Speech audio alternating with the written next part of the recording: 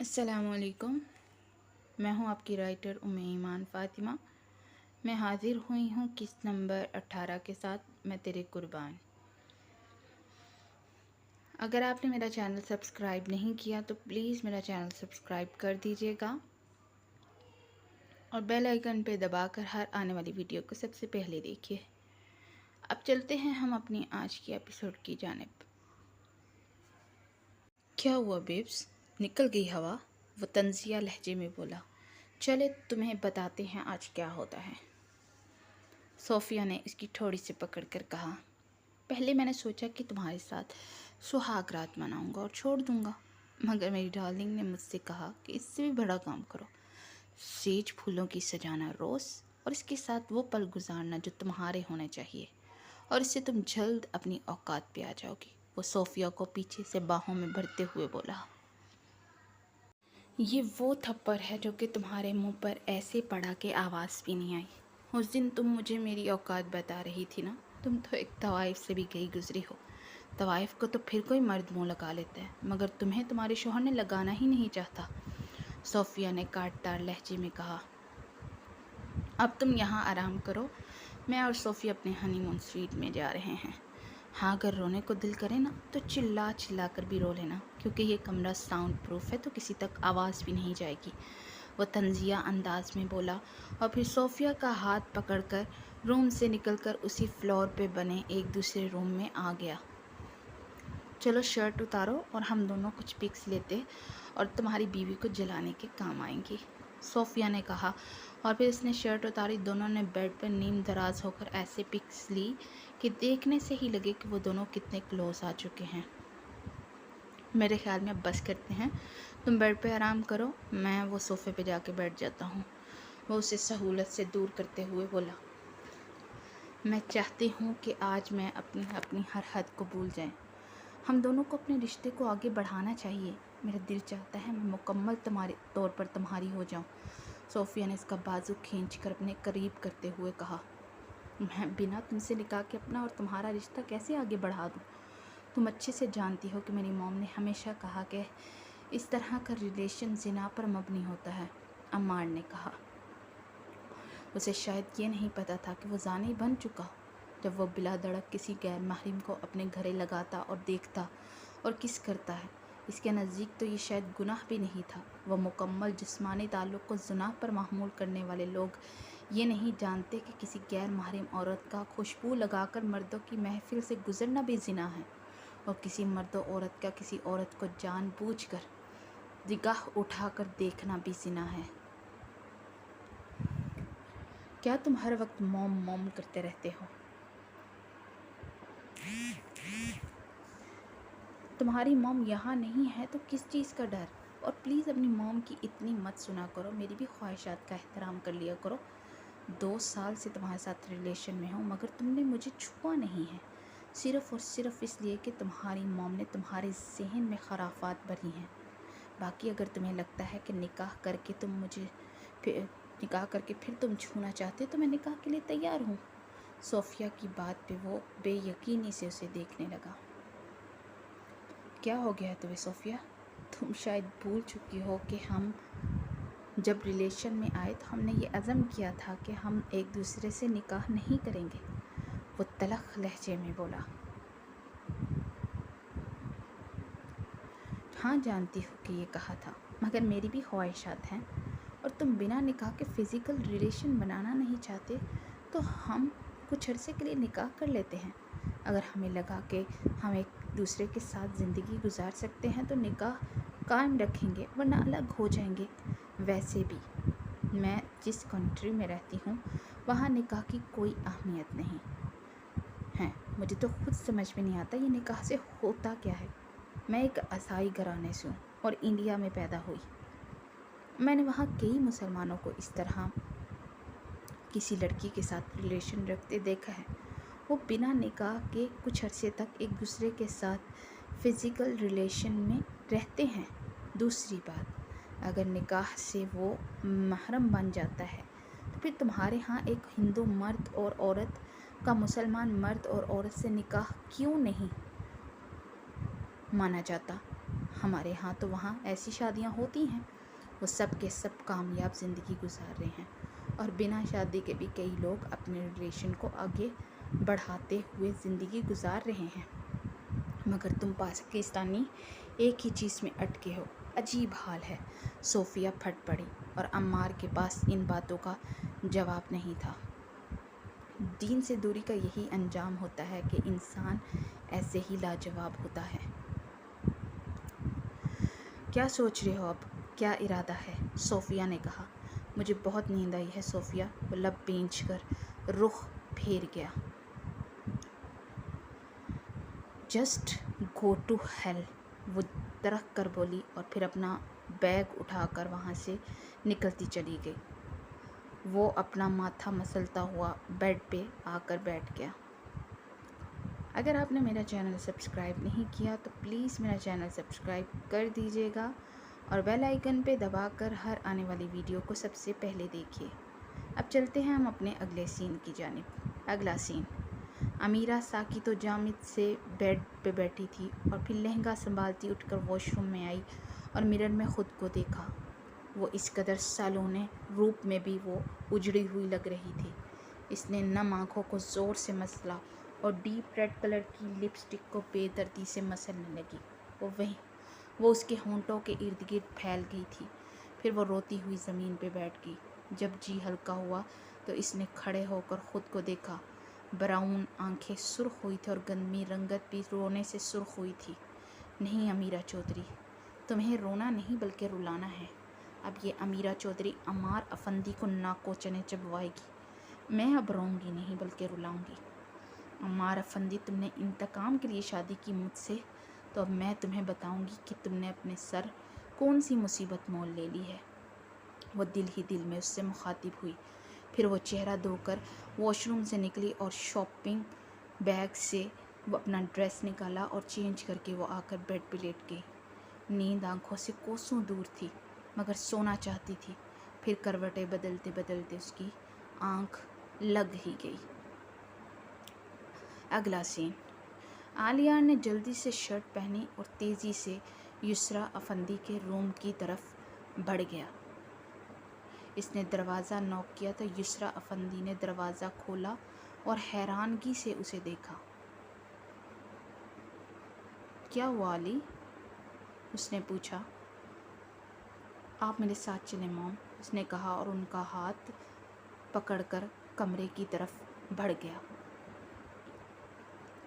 ارے بتاؤ تو کیا ہوا؟ یسریٰ افندی نے پریشان کن لہجے میں پوچھا۔ دیکھیے موم، ایمل کو آنکھیں نہیں کھول رہی ہے، وہ لب کچلتے ہوئے بولا اور دل جیسے سکڑ رہا تھا۔ واٹ؟ کیا مطلب آنکھیں نہیں کھول رہی؟ یسریٰ نے حیرت سے کہا اور پھر تیزی سے اس کی طرف بڑھی۔ ایمل گڑیا، کیا ہوا بچے؟ وہ اس کا رخسار تھپتھپانے لگی، مگر اس کے وجود میں جنبش نہیں ہوئی۔ عالیار کیا ہوا اسے؟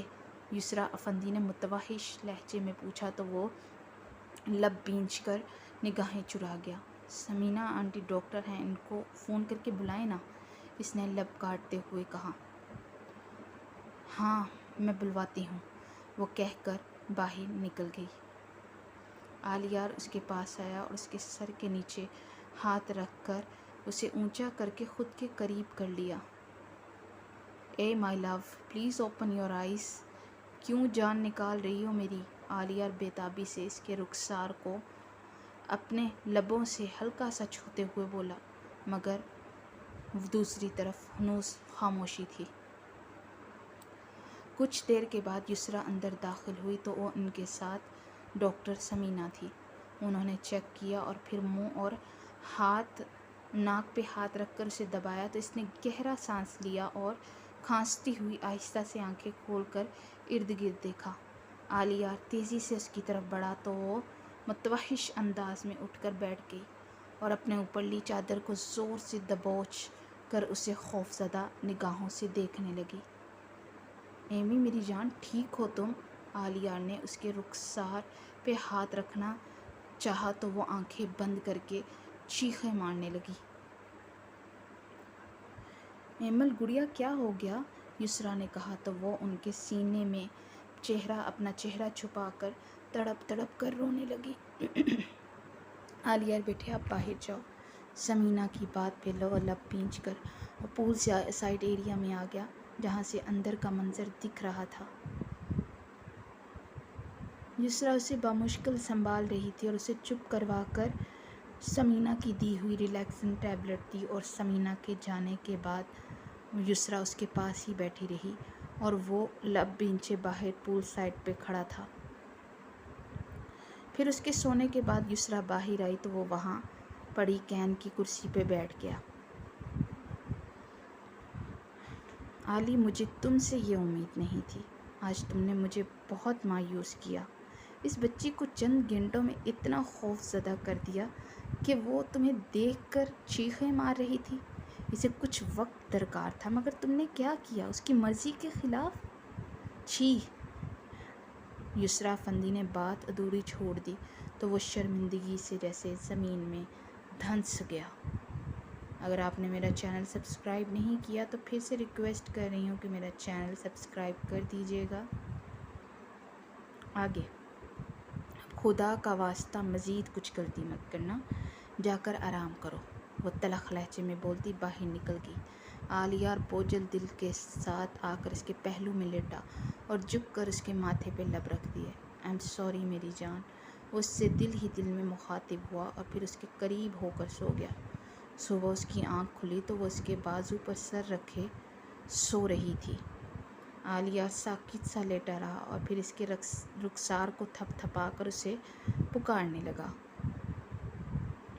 اس نے کسمسا کر آنکھیں کھولی اور اس پر نظر پڑتے ہی وہ ایک جھٹکے سے اٹھ کر بیٹھ کر خوف زدہ نگاہوں سے اسے دیکھنے لگی۔ ریلیکس بیبس، وہ اٹھ کر پاس ہوا۔ پلیز میرے پاس مت آئیں، وہ لرزتے لہجے میں بولی۔ پلیز تم ریلیکس ہو جاؤ، میں نہیں آ رہا پاس تمہارے۔ وہ ہاتھ کھڑے کرتے ہوئے بیڈ سے اتر گیا۔ وہ ہنوز اسے خوف زدہ نگاہوں سے دیکھ رہی تھی۔ عالیہ لب بینچ کر باہر نکل گیا۔ وہ جم روم میں آ کر شرٹ اتار کر رننگ مشین پر دوڑنے لگا اور اس کے دل و دماغ میں عجیب سی جنگ چھڑ گئی تھی۔ اسے لگا تھا کہ وہ اس سے تھوڑا بہت ڈرتی ہے تو قریب آنے سے جھجک دور ہو جائے گی، مگر رات وہ اپنے آپ پہ اختیار کھو کر جو اس پر حق جتایا تو اس کے بعد وہ اس سے اس قدر خوف زدہ ہو گئی کہ اسے دیکھ کر چیخیں مارنے لگی تھی۔ کافی دیر تک وہ رننگ کرتا رہا، پھر وہ اتر کر اپنا پسینہ صاف کرتے ہوئے باہر نکلا تو اسی وقت عمار اور امیرہ کی گاڑی پورچ میں داخل ہوئی۔ وہ ان کے ساتھ لیگ کے بعد اندر کی طرف بڑھ گیا۔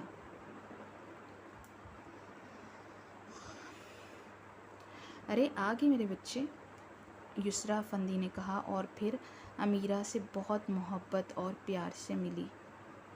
امیرہ، عمار بیٹا آپ چینج کر لو، امیرہ پھر آپ ایمل کو لے کر ڈائننگ ہال میں آ جانا، یسریٰ افندی نے کہا تو وہ سر اسبات میں ہلا کر روم کی طرف بڑھ گئے۔ میں بھی کپڑے چینج کر کے آتا ہوں، عالیہ نے کہا اور اپنے روم کی جانب بڑھ گیا۔ وہ کمرے میں آیا تو ایمل اپنے لمبے بالوں میں کنگھی کر رہی تھی اور اسے دیکھ کر پھر سے زرد ہونے لگی۔ دل تو چاہ رہا تھا کہ اسے باہوں میں بھر کر خود میں بھینچ لے، مگر خود پر ضبط کرتا اس پر دوسری نگاہ ڈالے بغیر وہ تیزی سے واش روم کی طرف بڑھ گیا۔ جب وہ نہا کر بال رگڑتا باہر نکلا تو ایمل امیرہ ساتھ بیٹھی تھی اور ایمل کے چہرے سے لگ رہا تھا کہ وہ پھر سے روئی ہے۔ آپ سب مرد ایک جیسے ہوتے ہو، مجھے لگا تھا کہ آپ کو سچ میں ایمل سے بہت محبت ہے، مگر میں بھول گئی کہ جنہیں گھات گات پہ جانے کی عادت ہو ان کے لیے ان کی بیوی بھی محض ایک گوشت کا ٹکڑا ہوتی ہے، وہ چبا چبا کر بولی تو عالیہ نے زور سے لب بینچ لیے۔ ایسا نہیں ہے یار، وہ کمزور سے لہجے میں بولا، کوئی صفائی دینے کی ضرورت نہیں ہے مجھے۔ چل ایمل، ہم باہر چلتے ہیں، امیرہ نے تلخ لہجے میں کہا اور پھر ایمل کو لے کر باہر نکل گئی۔ اس نے لب بینچ کر اپنے بال مٹھیوں میں جکڑ کر 2-3 گہرے سانس بھر کر خود کو کمپوز کیا اور پھر بالوں میں کنگھی کر کے آدھے بال چھوڑ کر پونی ڈالی اور باہر نکل کر ڈائننگ ہال کی طرف بڑھ گیا۔ اگر آپ نے میرا چینل سبسکرائب نہیں کیا تو پھر سے ایک بار آپ سے ریکویسٹ کرنا چاہ رہی ہوں کہ پلیز میرا چینل سبسکرائب کر دیجیے گا اور بیل آئیکن پہ دبا کر ہر نئی آنے والی ویڈیو کو سب سے پہلے دیکھیے۔ شہزیب اس وقت اپنے ایک کیس پہ کام کر رہا تھا۔ موبائل بجنے پر اس نے سر اٹھا کر دیکھا تو موبائل کی اسکرین پر ابیحہ کا نمبر جگمگا رہا تھا۔ اس نے گہرا سانس بھرتے ہوئے کال ریسیو کر کے موبائل کان کو لگایا۔ مجھے آپ سے ملنا ہے اور بہت ضروری بات کرنی ہے، کیا ہم مل سکتے ہیں؟ دوسری طرف سے وہ بنا کسی الیک سلیک کے فوری بولی۔ کیا ہوا، سب خیریت ہے؟ تم اگر چاہو تو مجھے فون پہ بتا دو، میں تمہاری بات سن رہا ہوں، شہزیب نے کہا۔ نہیں، وہ فون پہ نہیں بتا سکتی نا، مجھے آپ سے ملنا ہے اور مل کر بات کرنی ہے، وہ دوسری طرف سے ہنوز بے قراری سے بولی۔ ایکچولی میں تھوڑا بیزی تھا ابھی، تو فی الحال تم سے ملنے نہیں آ سکتا، اس نے روکھے لہجے میں جواب دیا تو وہ دوسری طرف سے سسکیاں بھر کر رونے لگی۔ شہزیب کے ماتھے پہ ان گنت بل پڑ گئے اور وہ اس کے رونے پہ اریٹیٹ ہو رہا تھا۔ اچھا ٹھیک ہے، میں 2 گھنٹے تک ملتا ہوں، اس نے حتی الامکان اپنے لہجے کو نارمل رکھا۔ تھینک یو، وہ دوسری طرف سے بھیگے لہجے میں بولی۔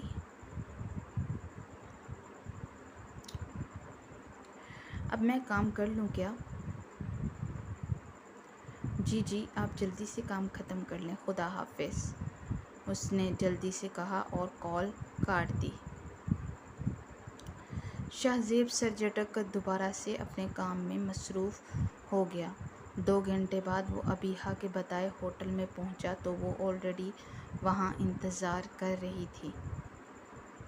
وہ سلام کرتا ہوا اس کے سامنے بیٹھا اور بیٹھ کر اسے بغور دیکھنے لگا، جس کی آنکھیں کافی سرخ ہوئی تھیں۔ جس دن بھیا وغیرہ کا ولیمہ ہے اس دن ڈیڈ نے میری منگنی کا فیصلہ کیا ہے، پلیز مجھے منگنی نہیں کرنی، وہ روحانسی ہو کر بولی۔ تو میں اس میں کیا کر سکتا ہوں؟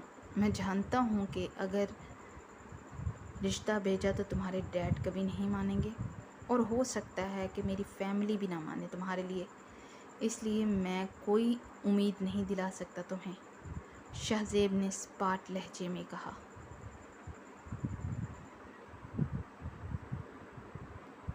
میرے پاس ایک راستہ ہے، کیا ہم دونوں کورٹ میرج کر سکتے ہیں؟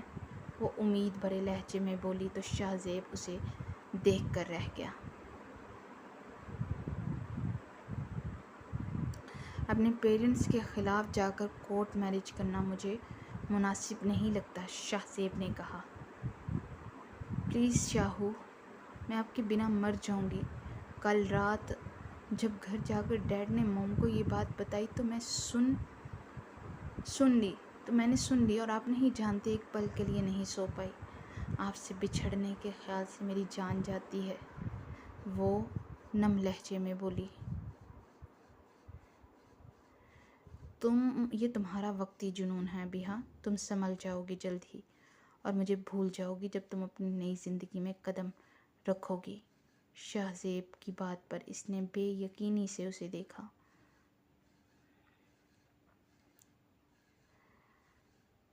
آپ نے کہا تھا کہ آپ مجھ سے شادی کریں گے، وہ تڑپ کر بولی۔ ہاں کہا تھا، مگر کورٹ میرج نہیں، شہزیب نے کہا۔ پلیز شاہو، یہی راستہ ہے ہمارے پاس، وہ التجائیہ انداز میں بولی۔ مجھے سوچنے کا وقت دو، میں کل بتاؤں گا، وہ متذبذب لہجے میں بولا۔ ٹھیک ہے، اوکے، مجھے منظور ہے، اور آپ کے جواب کا انتظار رہے گا، وہ آہستہ سے بولی۔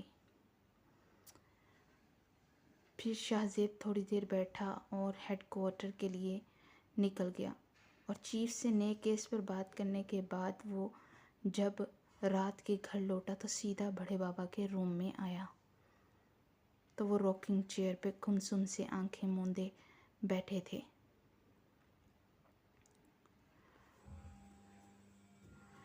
کیا ہوا بڑے بابا؟ اس نے ان کے گھٹنوں پہ ہاتھ رکھتے ہوئے دو زانو بیٹھتے ہوئے پوچھا۔ انہوں نے آنکھیں کھول کر دیکھا تو وہ ان کی سرخ ہوتی آنکھوں کو دیکھ کر ساکت رہ گیا۔ شیزی بیٹا، یہ ہم بیٹیوں والے اتنے بے بس کیوں ہوتے ہیں؟ عاصم افندی نے 30 برس پہلے میرے روح پر تعزیاں لگائے، اور زیادہ تکلیف اس بات کی اب ہوتی ہے کہ میری پوتی کو اسی شخص کا بیٹا لے گیا زبردستی، جو کہ برسوں پہلے میری بیٹی کو لے گیا تھا۔ بس فرق یہ ہے کہ تب اس رسوائی میں بیٹی بھی شامل تھی، مگر اب میری معصوم پوتی اس شخص کے پلے بندھ گئی جو کہ بد کردار، بدتمیز انسان ہے۔ میں برسوں پہلے بھی ہارا تھا، اب بھی ہارا ہوں۔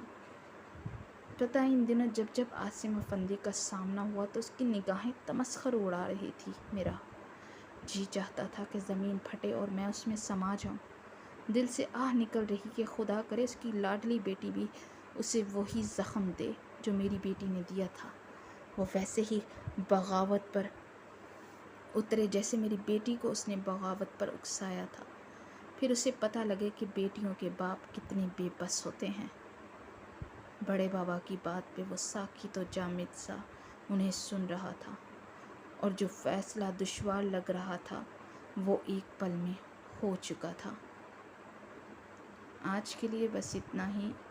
انشاءاللہ تعالی نیکسٹ ایپیسوڈ کے ساتھ جلد حاضر ہوں گی، اور جانے سے پہلے آپ سب سے پھر سے ریکویسٹ کرتی ہوں کہ اگر آپ نے میرا چینل سبسکرائب نہیں کیا تو پلیز میرا چینل سبسکرائب کر دیجیے گا، اور بیل آئیکن پہ دبا کر ہر نئی آنے والی ویڈیو کو سب سے پہلے دیکھیے۔